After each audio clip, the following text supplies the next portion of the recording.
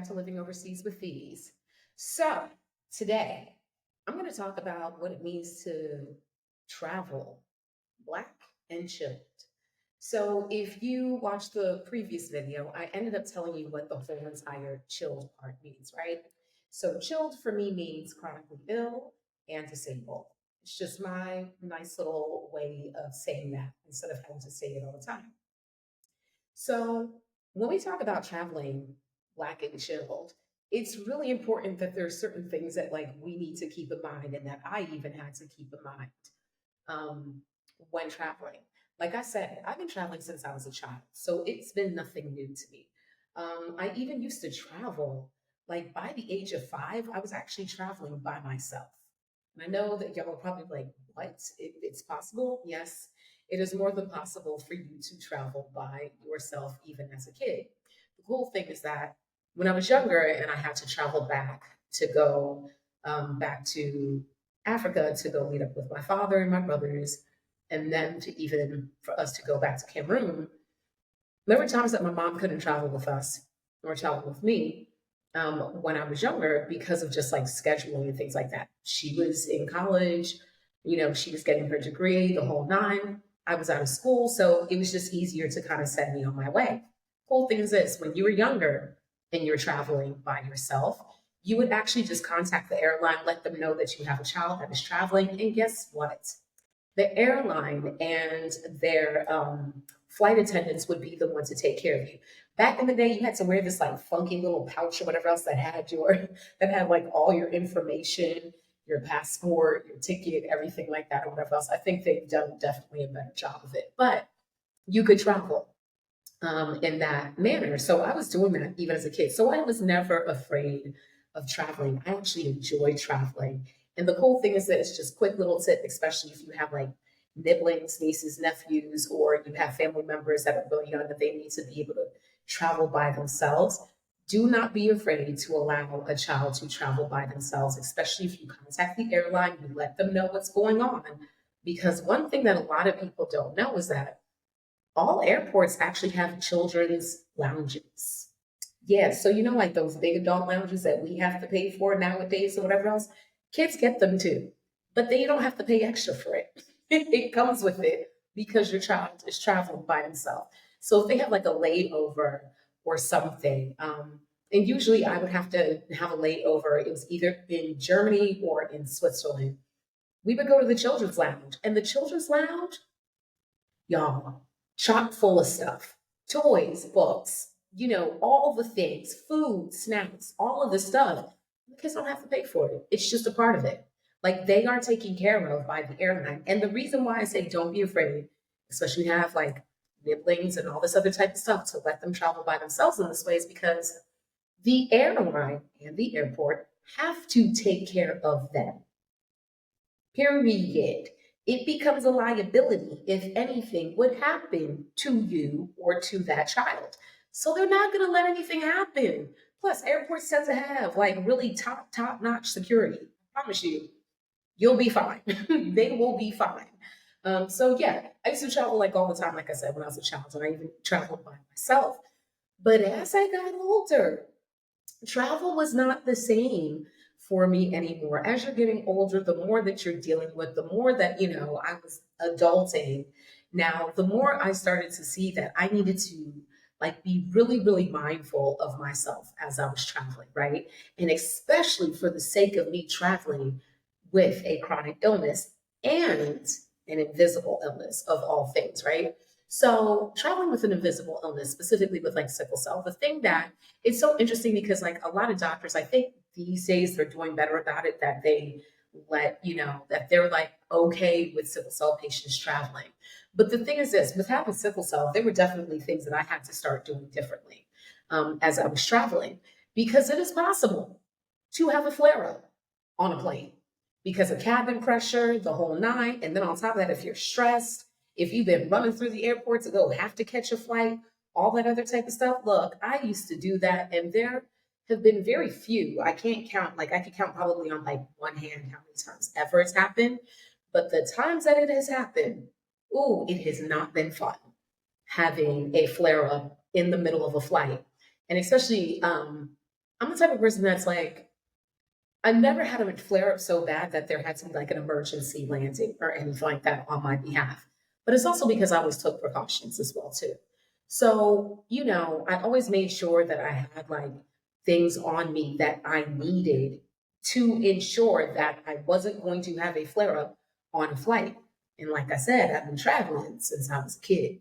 So traveling with an invisible illness, the one thing that I started to see that I was doing, especially within my like adult time, is that I was actually being extremely ableist with myself and I didn't know it because I had this sense of like shame that, or just, I didn't know it was shame. I just, knew that I was everyone, I was like everyone else. So if I needed to catch a flight, I definitely got there in time and all this other type of stuff, but having to lug your luggage through as well if you have a carry-on as well, having to put that above if you're traveling solo by yourself, it can create a lot of stress. Traveling these days does create a lot of stress, and it is a bit of a luxury. It isn't the way it was back in the day because now you have to go through TSA. Now you need to arrive however many hours earlier. You need to make sure you have all your documents in play. TSA, depending on what airport you're going through, and some airports are better than the others, can take some time.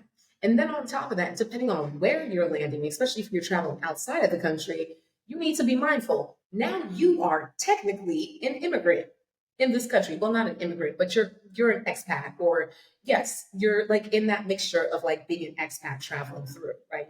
You're visiting, you're going to visit in this way.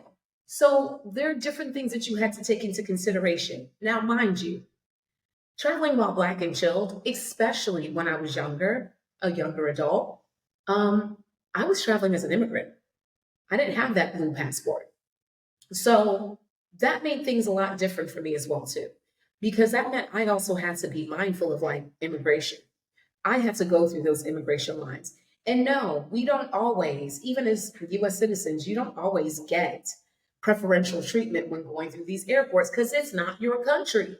Let's just be very real about it. It's not your country. So you need to go through the immigration line. But I always had to go through the immigration line, which adds on more time. And so I used to have to like be very mindful of things like that, of like how long was it actually going to take me to get through immigration? How long was it going to take me, one, to get through TSA, to get through immigration, to get, like all of those things I had to take into consideration. And all of those things can be very stressful. And me over here just trying to act like I was able bodied, like, yeah, I can do this and so forth and so on and this and that. I was wearing myself out. I was really wearing myself out, and in ways that I shouldn't have been wearing myself out. But it's because I didn't want to take the time to really realize I'm not the same. I'm not like everybody else. I'm just not. Um, my mom, we would make sure that she, was taken care of and that she wasn't hustling through the airport. So we always made sure to get her accessibility services. I never considered about getting accessibility services for myself. And I know part of that is because of the ableism, which caused shame. Because I did not want to be seen differently. I didn't want to be seen set apart again, right? There were so many things already that set me apart. I didn't want another thing to do it. But the reality is, I wasn't like everyone else. And so traveling with a chronic illness and invisible illness was not necessarily the easiest thing for me as I got older, but I had to learn how to make it easier for me. I had to learn how to make it more easeful. But in learning how to make it more easeful, I had to first admit to myself that one, this is a chronic illness, and two, you are also disabled because of this chronic illness. Having to sit in that. And it took me time. This isn't something that I'm just like, oh, I've been doing this forever. No, it took me time. It took me time to have to realize that sickle cell is a chronic illness because I never called it that when I was younger.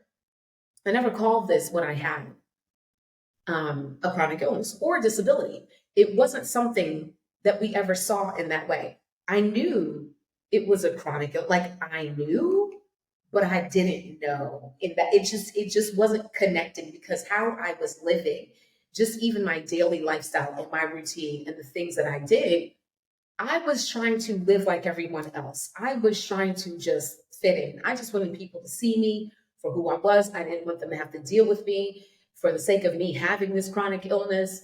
Not at all. So I would just always say, like, yeah, I have sickle cell, but then that was it. There was never anything else about it other than I have sickle cell.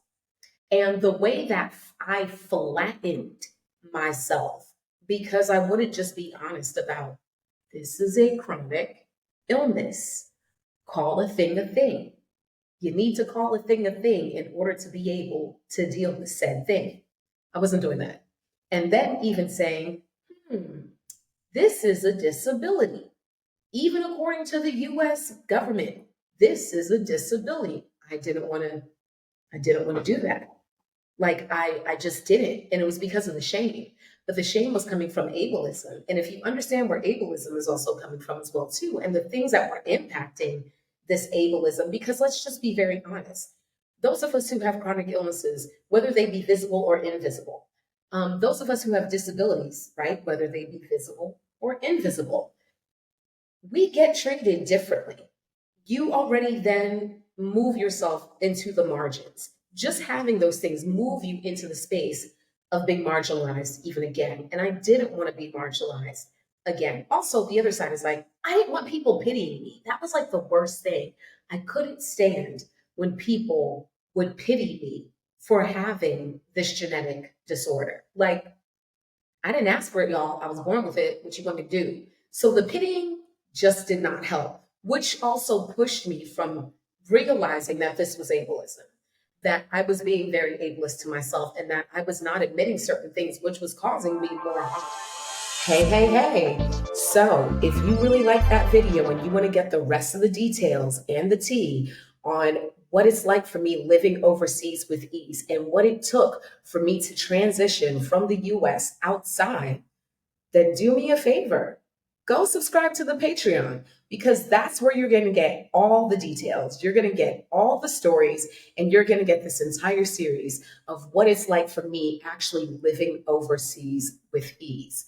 So catch me in my community over there in the Patreon, and I look forward to seeing you. Till next time, peace.